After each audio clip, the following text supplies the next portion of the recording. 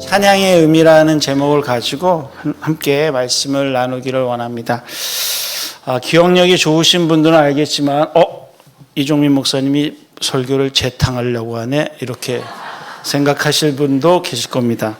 왜냐하면 딱 1년 전에 11월 첫째 날 첫날 예배 설교를 이 본문 가지고 설교를 했습니다. 혹시 무슨 설교했는지 기억하시는 분 계십니까? 아무도 안 계실 것 같아서 주보에다 요약본을 넣어드렸어요. 그날은 제가 이제 호흡이 있는 자는 하나님을 찬양할지어다 라고 하면서 호흡이 있는 자가 어떤 자인지에 대해서 주로 말씀을 해드렸습니다. 왜 그랬을까요? 죽었다 살아난 사람이 할 얘기가 뭐가 있겠습니까? 그래서 이제 호흡이 있는 자라는 게 어떤 의미일까라고 하는 것들을 함께 살펴봤어요.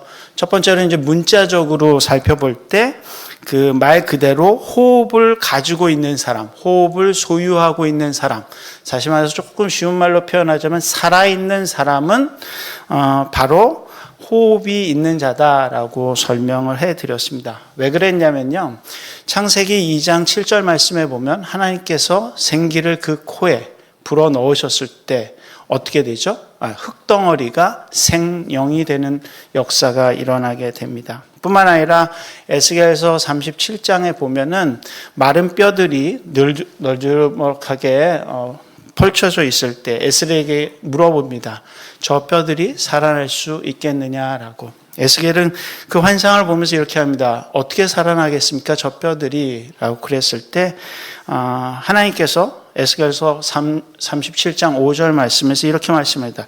내가 생기를 불어 넣으리니 그러면 이것들이 살아나리라 라고 선포하시는 것들을 보게 됩니다. 이처럼 호흡을 가지게 될 경우, 숨을 쉬게 될 경우 살아난다라는 얘기를 해드렸어요.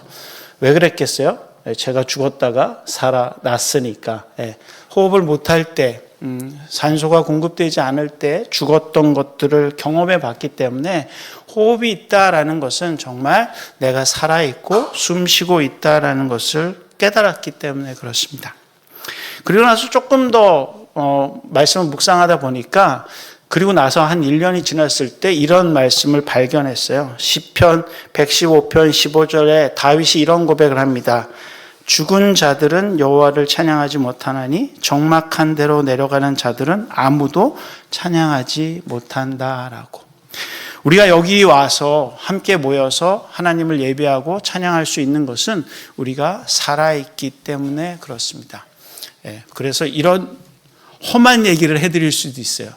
수저들 힘만 있으면 찬양하시기 바랍니다. 그럴 수 있다라는 거죠. 병상에서도 아니 어느 자리에서도 나에게 호흡이 붙어 있다라면 찬양할 수 있는 자다라는 것이죠. 근데 이거를 조금 더 깊이 묵상해 보면 1년 전에 말씀드릴 때 이것은 단지 육체적 호흡만 가지고 있는 자가 아니라 영적인 생명, 즉 새 생명을 가진 자가 호흡이 있는 자다라고 말씀을 드렸습니다. 왜 그랬을까요? 요한복음 3장 3절 말씀에 보면 예수님께서 이렇게 얘기합니다. 내가 진실로 진실로 너에게 이르노니 너희가 거듭나지 아니하면 하나님 나라를 볼 수 없다라고. 즉 하나님을 찬양할 수도 없고 하나님을 경배할 수도 없다라고 예수님께서 우리에게 가르쳐 주고 계시기 때문에 그렇습니다. 그래서 호흡이 있는 자라는 것은 우리가 그냥 육체적인 호흡만 가지고 있는 것이 아니라 영적인 호흡, 즉 하나님의 자녀로 거듭나서 오늘 우리 암송할 때는 유업을 이어받은 하나님의 자녀라고 표현했잖아요. 그런 것처럼 하나님의 사람으로 하나님의 자녀로 다시 거듭났을 때 우리는 그들을 호흡이 있는 자다라고 이야기할 수 있습니다. 그래서 옆에 분들 한번 보세요. 숨 쉬고 있나? 네. 네. 새근새근 주무시고 계시지는 않은지. 네. 그렇게 새근새근 주무신다 할지라도 주님 안에서 주무시는 여러분들은 새 생명을 가지고 계신 호흡이 있는 자라는 것을 잊지 마시기 바랍니다. 그리고 이제 그렇게 설교를 마쳤으면 좋은데 그날 이제 간증을 좀 하면서 개인적으로 제가 호흡이 있는 자라는 뜻은 한 가지 더 의미가 있다라고 말씀을 드렸어요. 왜 그러냐면 시편 150편을 전반적으로 다 읽어보면은 새로운 뜻이 하나 더 들어가요. 그러니까는 육체적인 호흡을 가지고 있는 것도 필요하고 영적인 새 생명을 가지고 있는 것도 필요한데 그렇게 육체적인 생명과 영적인 새 생명을 가진 자가 어떤 자세로 살아가야 되는지를 시편 150편 전체에서는 이야기하고 있기 때문에 그렇습니다. 성경을 가지고 계신 분들은 보시면 알겠지만 시편 150편 1절과 2절은 찬양의 장소와 찬양의 내용을 설명하고 있습니다. 특별히 시편 150편 1절은 찬양의 장소, 즉 성소에서 그리고 궁창에서, 다시 말해서 온 땅에서 하나님을 찬양할 수 있다라고 얘기할 뿐만 아니라 2절에서는 찬양의 내용을, 그 능하신 행동을 찬양하며 그의 지극히 위대하심을 찬양한다라고 표현하고 나서 3절서부터 5절까지는 좀 독특한 표현을 시작합니다. 그게 뭐냐면 찬양의 도구들을 소개하기 시작해요. 그 도구들이 뭘까요? 처음은 나팔 소리, 그 다음에 비파와 수금, 그리고 소고, 그 다음에 현악과 퉁소, 큰 소리 나는 재금, 작은 소리 나는 재금으로, 높은 소리 나는 재금으로 이렇게 쭉 나열하고 있는 것들을 보게 됩니다. 이렇게 찬양의 도구를 소개하고 난 다음에 마지막으로 6절에서 호흡이 있는 자마다 여호와를 찬양하라라고 설명하고 있어요. 그러면 여기서 말하는 호흡이 있는 자도 뭘까요? 찬양의 도구다라는 사실입니다. 그래서 조금 더 깊이 의미를 생각해 보면 우리가 목숨과 생명을 다 바쳐서 하나님 여호와를 찬양해야 된다라는 의미입니다. 내가 숨 쉬고 있고 내가 새 생명을 가지고 있는 자라면 내가 가지고 있는 호흡을 가지고 내가 가지고 있는 숨소리를 가지고 내가 가지고 있는 생명을 가지고 여호와를 찬양해야 된다라는 그런 사람이 되어야 된다라는 의미였죠. 제가 미국에 있을 때 한 여고 동창회 합창단이 있는데 그 합창단이 저희 권사님이 그 합창단의 일원이어서 초대를 받아서 합창을 보러 갔었어요. 근데 놀랍게도 거기에 누가 왔냐면 조수미가 와가지고 특송을 3개를 해주더라고요. 이야, 현장에서 직접 조수미의 노래를 듣는데요. 야, 목소리를 가지고 놀더라고요. 저하고는 정반대로. 저는 목소리를 가지고 못 놉니다. 근데 와, 조수미는요. 진짜 자기가 높은 소리 내고 싶으면 높은 소리, 낮은 소리 내고 싶으면 낮은 소리. 거기에 이거를 마지막에 클라이막스에서 끌어올리는데 기가 막히더라고요. 그래서 제가 발견했어요. 목소리가 저는 이제 늘 말하면서 살기 때문에 말할 때만 쓰는 줄 알았는데 이 몸통이 악기구나. 그리고 이 악기인 몸통에서 목소리가 나오는데 그 목소리가 진짜 하나의 악기로서 하나님을 찬양할 수 있구나라는 것들을 발견하게 됐습니다. 오늘 성가대에서 찬양해 주셨는데요. 그런 마음으로 찬양하셨죠? 아멘. 네. 목소리로만 한 건 아니시죠? 우리가 목소리를 통해서 우리의 호흡을 통해서 우리의 생명을 뭘로? 도구 삼아서 하나님을 찬양한다라는 뜻입니다.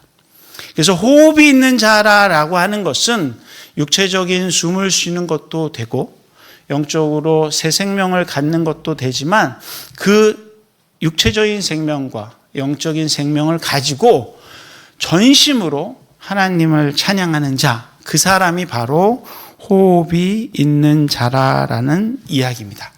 이게 이제 작년에 했던 설교예요. 아무도 기억 못 하시죠? 감사합니다. 그래서 마치 처음 설교하는 것 같은 느낌일 수도 있어요. 근데 오늘은 호흡이 있는 자에 대해서 말씀을 나누기보다는 지금까지 했는데 찬양하라, 여호와를 찬양하라라는 것이 어떤 교훈을 주는 것인지 한 번 더 깊이 있게 묵상해 봤으면 좋겠습니다. 내가 숨 쉴 수 있고 내가 새 생명을 가지고 있고 그 마음을 가지고 그 생명과 그 호흡을 가지고 하나님을 찬양하고자 하는데, 그러면 어떻게 찬양하는 것이 여호와 하나님을 진정으로 찬양하는 것일까? 그 부분에 대해서 함께 살펴보기를 원합니다.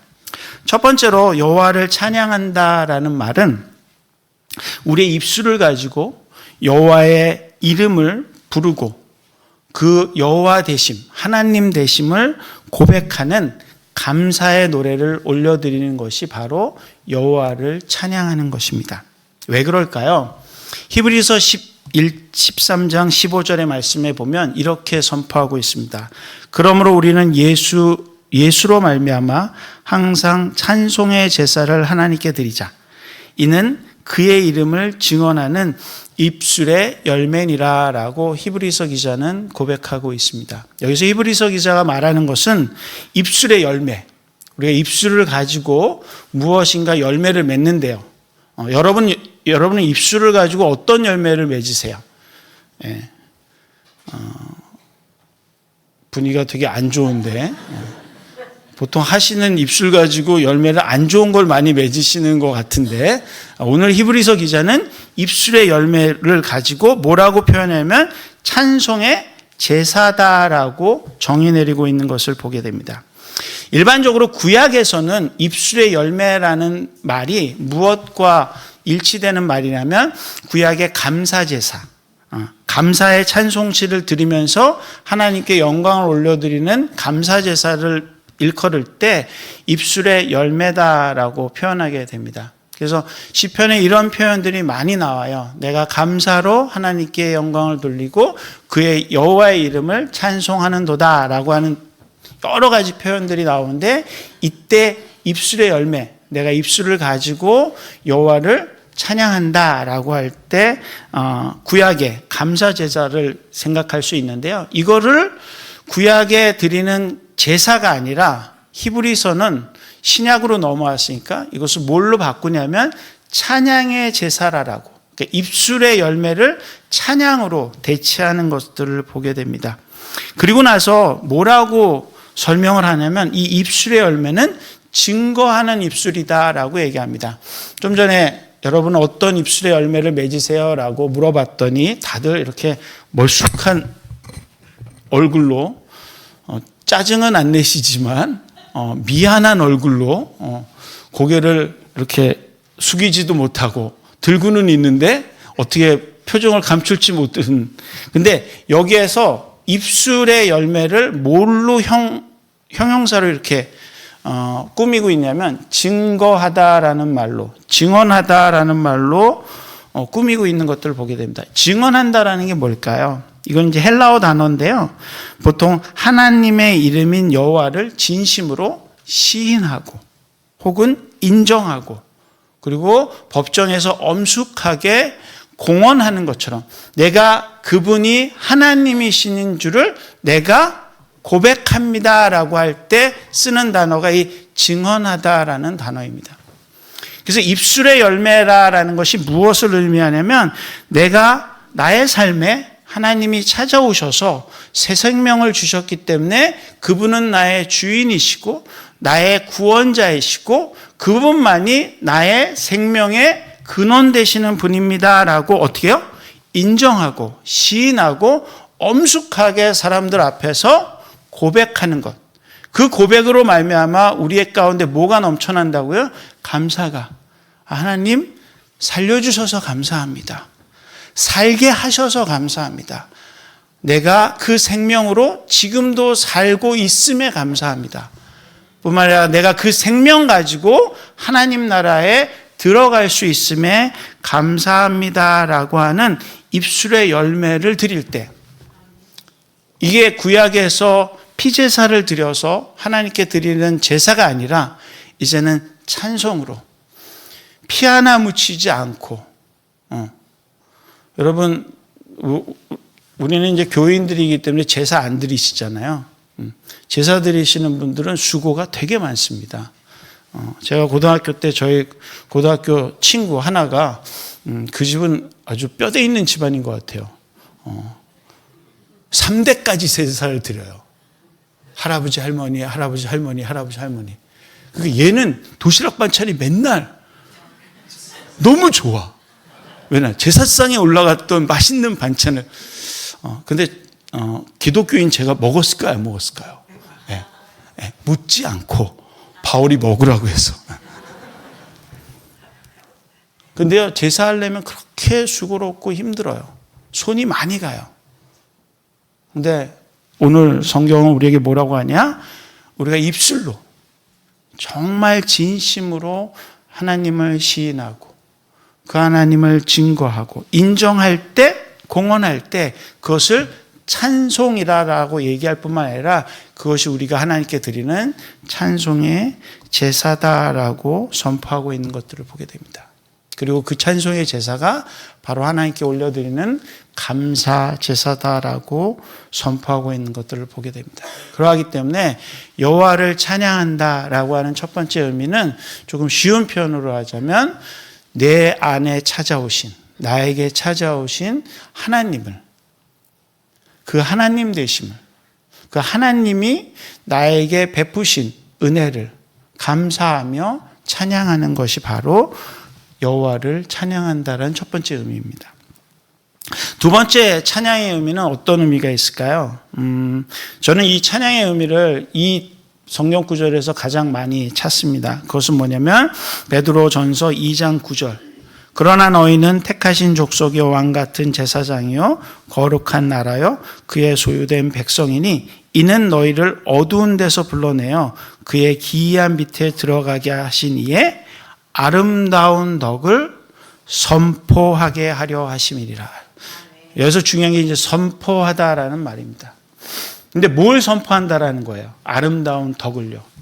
그래서 이거를 풀어서 설명하면 이런 겁니다. 여호와를 찬양한다라는 것은 하나님께서 우리에게 이미 행하신 놀라운 역사, 놀라운 능력을 세상이 알 수 있도록 전파하고 광고하고 홍보하고 증거하고 그리고 선포하는 것을 의미합니다. 왜 그럴까요? 이 선포라고 하는 단어에 숨어있는 비밀이 있기 때문에 그래요.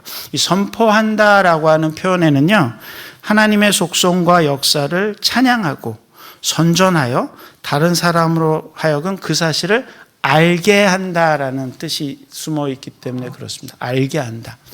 광고한다라는 뜻이죠. 여러분, 제 삶에 하나님이 이런 일을 하셨어요 라고 광고하는 거예요. 광고. 여러분, 맛있는 맛집 갔다 오시면 뭐라고 하세요? 나 혼자 다음에 또 가야지 이러지 않잖아요. 맛있는 맛집 갔다 오면 야 거기는 그냥 국물이 죽여 이러면서 막 광고하잖아요. 그 국물의 속성과 그 내용과 그 셰프의 능력과 뭐 이런 거를 다 해가지고 자랑한단 말이에요.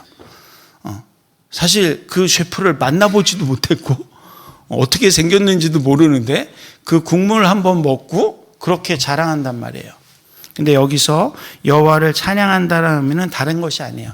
내가 경험한 하나님, 내가 체험한 하나님, 그리고 내 삶 속에서 역사하셨던 우리의 교회 사역 가운데 일하셨던 그 하나님을 어떻게 한다고요? 다른 사람이 알 수 있도록 찬송과 선언으로 공포하고 알려주는 것, 그것이 바로 여호와 하나님을 찬양한다라는 뜻입니다. 여기서 이제 세 번째 찬양의 의미가 하나 더 발견되기 시작합니다. 그것은 뭐냐면 첫 번째는 하나님께 감사하는 것이 찬양이고 두 번째는 내 안에 있는, 내 안에서 일어났던 일들을 하나님께 뭐 하는 것? 증거하고 선포하고 그 다음에 자랑하는 것이 찬양이다라고 했는데요. 이 두 가지 말고 한 가지 더 하나님의 이름, 하나님 여호와를 찬양하는 깊은 뜻이 하나 있습니다. 그것은 결론부터 먼저 말씀드리면 여호와께서 나의 삶에 앞으로 장차 하실 일에 대해서 믿음으로 선포하는 것도 찬양이다라는 뜻입니다. 왜 그럴까요? 이미 하셨던 일만 고백하고 감사하고 선포하는 것이 아니라 앞으로 나에게 일어날 일, 하나님께서 일으키실 일을 기대하고 바라보면서 믿음으로 그것을 선포하는 것도 여호와를 찬양하는 것이다라는 것을 지난 여름에 저는 개인적으로 깊이 체험을 했습니다. 다 아시겠지만 작년에는 죽었다 살아났잖아요. 근데 올 여름에도 또 하나님께서 저를 그냥 안 내버려 두시고 8월 6일 날 입원을 하게 하셨습니다. 8월 9일 날 관상동맥 우회수를 받기 위해서 입원을 했고요. 8월 9일 아침 7시 반에 수술실에 가서 준비하고 8시부터 수술이 시작이 되었습니다. 보통 이 관상동맥 우회술이라는 것은 잘못될 확률이 몇 퍼센트? 3%라고 해요. 제가 작년에 3%의 위험률을 무릅쓰고 살아났잖아요. 이번에는 안 될 확률 3%에 들어갔을까요? 안 들어갔을까요? 네. 인생이 기이해서 거기에 또 들어갔어요. 관상동맥 우회수를 한 보통 6시간이면 수술이 끝나는데 한 6시간 수술이 끝내고 가슴을 닫으려고 하는데 여기 자르고 수술하거든요. 닫으려고 하는데 마취과 의사가 코로라는 겁니다. 혈압 떨어집니다. 심장 안 뛰는데요. 그래서 닫지 못하고 외과 의사가 다시 손으로 제 심장을 마사지를 해주고 그리고 심장이 다시 뛰는 걸 확인하고 닫았어요. 그러다 보니까 수술 시간이 한 3시간 더 늘어나서 8시간에서 9시간. 그래서 간호사들은요 되게 재밌어요. 8시간 근무하다가 수술 중에도 걔네는 가요. 간호사들은. 근데 의사는 수술을 하고 있으니까 8시간 됐네 빠이빠이 하고 못 가고 하는데 그 다음 루틴이 들어와서 이제 간호사가 하고 이제 가슴을 닫고 이제 중환자실로 옮겨졌죠. 수술이 잘 됐는 줄 알았는데 안타깝게도 출혈이 시작이 되는 겁니다. 3개를 연결을 했는데 어디서 출혈이 되는지를 모르는 거예요. 수혈을 30개를 받았고요. 500ml짜리 30개를 받았고 새벽 6시까지 되는데도 출혈이 안 멈추자 의사들과 간호진들이 새벽 5시쯤에 모이더라고요. 좀 어때? 여전히 안 멈춥니다. 그래? 그 마취과 의사 빨리 다시 불러라. 어레인지 잡고 8시부터가 수술방 열리는데 그거 열리기 전에 7시에 들어가서 빨리 수술하고 지혈을 하자 그러시더라고요. 그래서 결국 의사 불러서 외과 의사하고 아침 7시에 1시간 먼저 들어가서 다시 가슴을 열고 관상동맥 우회술 중에 좌회전지라고 하는 뒤쪽으로 심장 뒤쪽으로 있는 데에 연결된 부분이 지혈이 안 됐던 거더라고요. 그래서 그거를 다시 꼬매고 잘 봉합하고 닫았어요. 3시간 만에. 그랬더니 한 오후 1시쯤 됐더니 지혈이 되기 시작했고 감사하게도 잘 회복이 되기 시작했어요. 그래서 오후 1시에 기관 삽입했던 거 빼고 이제 자가호흡을 시작을 했죠. 근데 문제는 자가호흡을 하면서부터 시작이 됐습니다. 뭐냐? 이게 가슴을 2번 열었다 닫았다. 심심하면 이렇게 열었다 닫았다, 열었다 닫았다 했어요. 2번 열었다 닫았다 하니까 뭐가 됐냐면 이 폐가 쪼그라든 거예요. 기관 삽입해가지고 산소로 공급하고 그럴 때는 산소 부족이 없어서 숨 쉬는데 지장이 없었는데 기관 삽입을 빼고 자가호흡을 스스로 하기 시작하니까 숨 쉬는 게 힘든 거예요.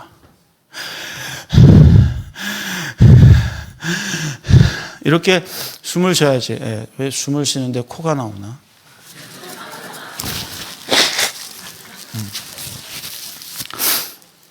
이 숨을 쉬기가 힘든 거예요. 그래가지고 숨을 억지로 쉬기 시작했습니다. 일부러. 근데 이 일부러 쉬는 숨을 쉬면 산소가 공급이 안 될 수도 있는 겁니다. 물론 그렇게 위급하게까지는 안 하게끔 산소를 코로 공급은 해주긴 해도 그래도 편하지 않은 거예요. 그러기를 한두 시간을 하니까 제 마음에서 어떤 기도가 나오기 시작했냐면 이런 기도가 나오기 시작했어요. 주님, 지금까지 살려주심에 감사합니다. 저를 위해서 성도들이 지난 금요일날 저녁에도 급하다고 기도해 주셨고 아침에도 저를 위해서 기도하는 거 알고 있는데 하지만 이렇게 억지로 숨 쉬면서 살아야 되나요? 여기까지 숨 쉬겠습니다. 더 이상 숨 쉬는 것이 힘듭니다.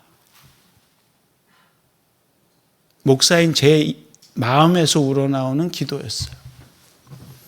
제가 목사잖아요, 목사. 여러분도 잘 아시는 것처럼 장지교회가 나온 총신대학교 교수잖아요. 이런 기도하면 안 되잖아요. 근데 이 기도가 나오더라고요. 하나님, 데려가셔도 됩니다. 아니, 데려가시는 게 아니라 그냥 끊겠습니다. 이렇게 더 이상은 못 살겠습니다.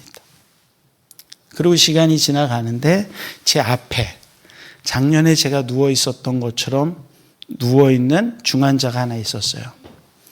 며칠을 누워있는지 간호사들도 물어봤는데 대답을 안 해주더라고요. 근데 어쨌든 누워있더라고요.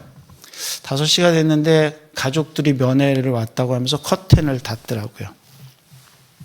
근데 커튼 뒤에서 들려오는 소리. 여보, 이렇게 누워있으면 안 되잖아. 일어나야지. 오빠, 일어나. 빨리 일어나. 아주 난리도 아니에요, 난리도. 대성통곡을 막 난리예요. 근데 그 소리를 듣고 그 화면을 상상하는데 뭐가 떠올라면 작년에 제가 떠오른 거예요. 저는 작년에 4주를 그러고 누워 있었잖아요. 제 아내가 일주일에 10분 한 번씩만 저 보러 들어왔고, 아, 작년에 저렇겠구나. 그리고 면회하고 가족들이 다 떠나고 커튼이 열렸어요. 그 사람은 그대로 누워 있는 거예요. 그래서 제가 그 사람을 보면서 이렇게 기도했습니다. 나사렛 예수 이름으로 명하노니 라고 했을까요? 네. 좀 전까지만 해도 죽겠다고 했던 목사가 무슨 그런 기도를 했겠어요. 그냥 진짜 손 들고 조용히 그 사람이 들릴까 말까 하는 소리로 나사렛 예수 그리스도의 이름으로 명하노니 살아날지어다. 당신이 예수를 믿는지 안 믿는지 나는 모르지만 다시 살아나서 예수 믿고 예수님께서 당신을 살아나시게 하셨다는 간증하시는 사람이 되시기를 바랍니다. 근데 이 기도가 끝나고 손을 내렸는데 그 환자의 왼쪽 발이 움직이는 거예요. 드디어 제가 은사를 받은 거겠죠? 그게 아니었어요. 왜냐하면 저는 알았거든요. 작년에 4주 누워있을 때 귀는 뚫려 있었거든요.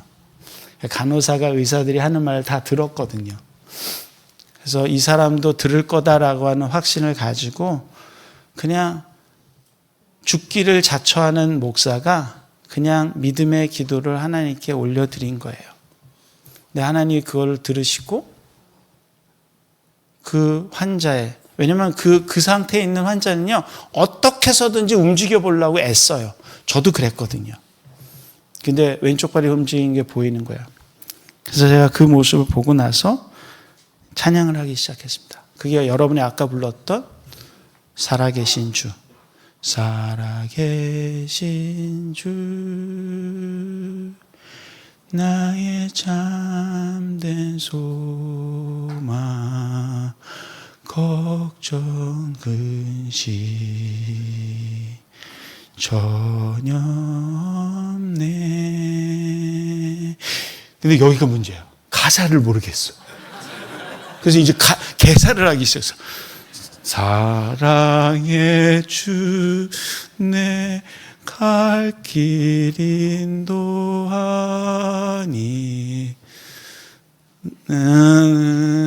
삶의 기쁨을 충만하네. 이게 오리지널입니다. 진짜로 이렇게 불렀어요. 이 찬양을 계속 부르면서 몇 번을 불렀는지 몰라요. 근데 중요한 건 계속 가사가 바뀌어요. 왜냐면 가사를 모르니까. 그리고 나서 간호사가 이제 7시간마다 루틴이 바뀌잖아요. 간호사가 들어올 때마다 간호사한테 간증하기 시작하는 겁니다. 내가 기도했더니, 내가 총신대 교수인데 내가 기도했더니 저 사람 팔이 움직였다고. 간호사가 뭐라고 대답할까요? 네. 교회는 다녀? 네. 아니, 서울 성모병원이거든요. 거기에 뭐라고 써있냐면 영성 간호의 시작 뭐 이렇게 써 있어요. 아니 영성 간호를 한다면 사람들이 교회도 안 다니면 어떻게 하냐고. 그러면서 간증을 하기 시작했고 교회 다니라고 전도하기 시작했고 제가 중환자실에 월요일날 아침까지 있었는데 한 7명의 간호사들을 거의 다 전도를 했어요. 물론 이제 그 사람들이 교회를 다닐지 안 다닐지 주님만이 아세요. 근데 중요한 게 첫 번째 간호사하고 간증을 나누는데 제가 그 간증하면서 울었어요.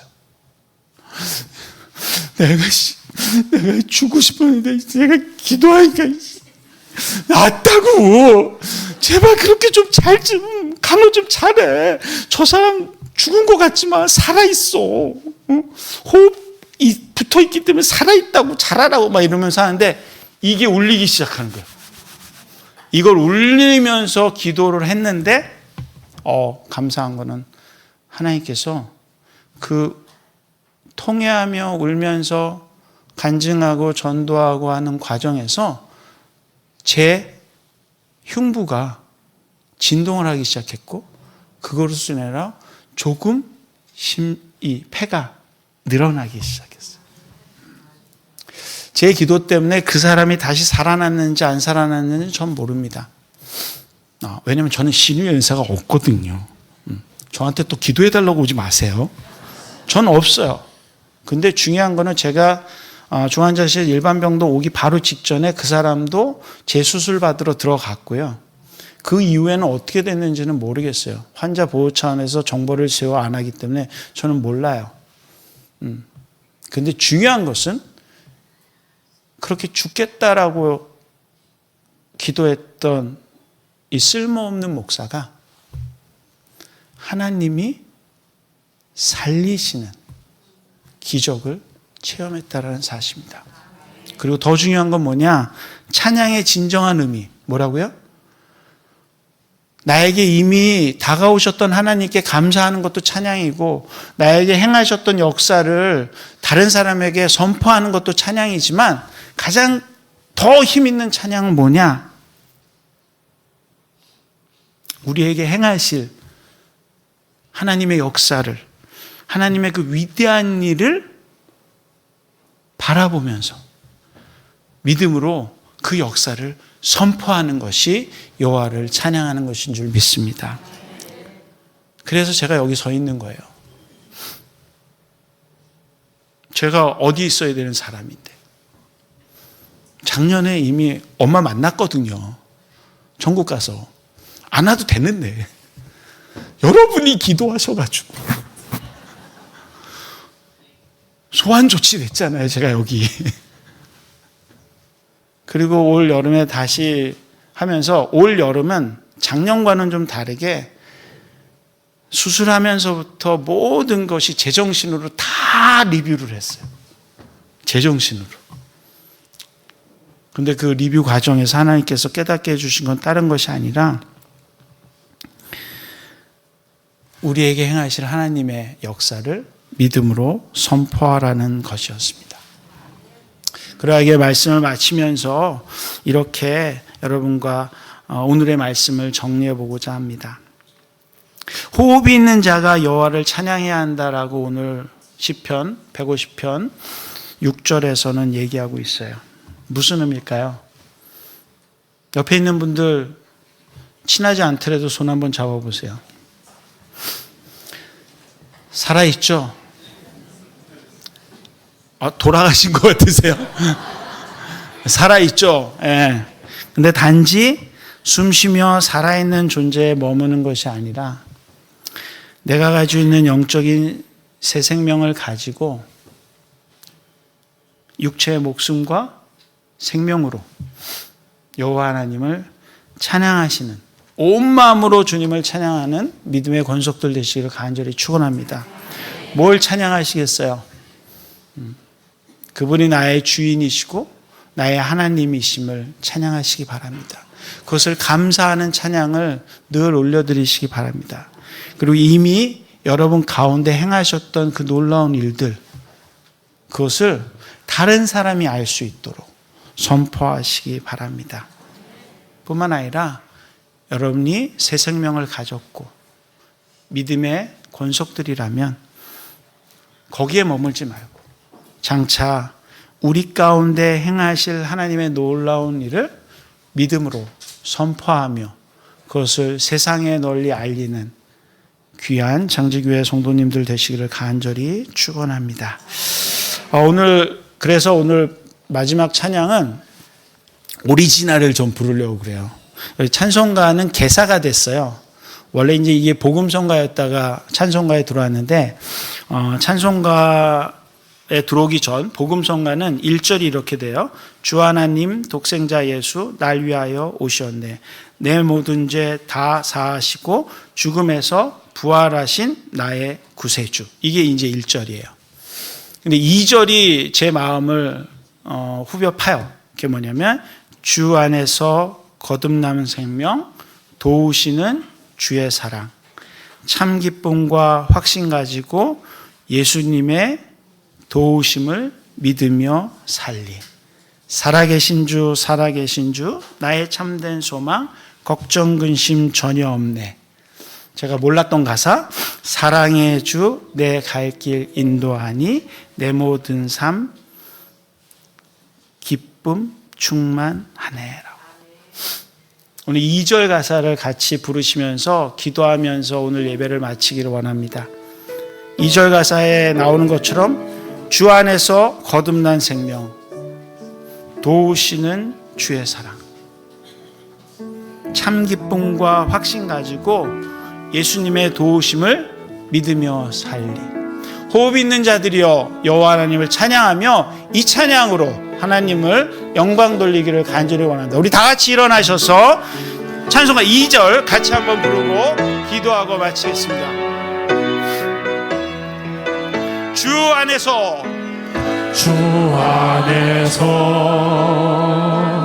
거듭난 생명 도우시는 주의 사랑 참 기쁨과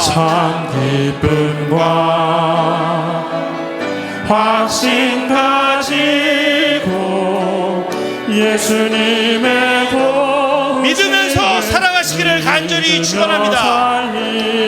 살아계신 주 나의 참된 소망 걱정 근심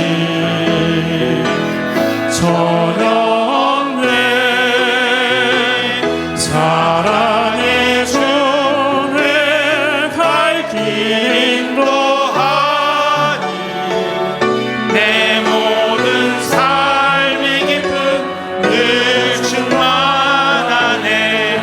우리 이 시간 같이 기도하기를 원하는데요, 한 가지만 기억하면서 기도하기를 원합니다. 하나님, 호흡이 있는 자로서 여호와 하나님을 찬양하는 성도가 되게 하여 주시옵소서. 함께 주여 외치고 기도하고 나아가겠습니다. 주여!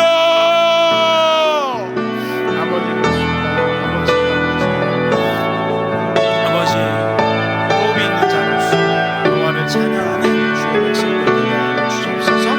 감사하며 나가게 하시고 세상을 향하여 선포하며 나가게 하시고 앞으로 우리에게 행하실 하나님의 놀라운 일들을 믿음으로 선포하는 주의 백성들 되게 하소서. 이 땅 가운데서 하나님의 자녀로 하나님의 유업을 이어받는 귀한 믿음의 권속들 되게 하여 주시옵소서.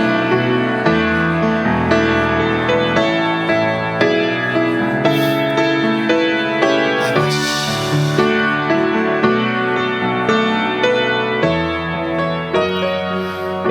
하나님 감사합니다. 호흡이 있는 자가 되어 여호와 하나님을 찬양하는 주의 백성들 되게 하여 주시옵소서.